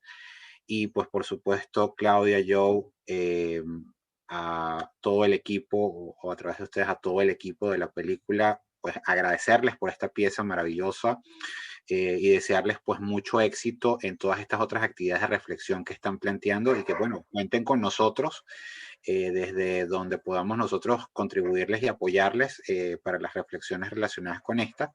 Y pues también unirme al agradecimiento a Argelia y a Ricardo, que pues han sido artífices de esta reunión de esta tarde. Sí, agradecido siempre por esto. Extenderle también el agradecimiento a la directora Anabel. Y bueno, cuenten con este espacio, Claudia y yo, para seguir apoyándolos en la difusión de todo lo que es Once Upon a Time en Venezuela. Argelia, que te vemos en pantalla, cuéntanos, por favor, aunque sea unas breves palabras, por favor.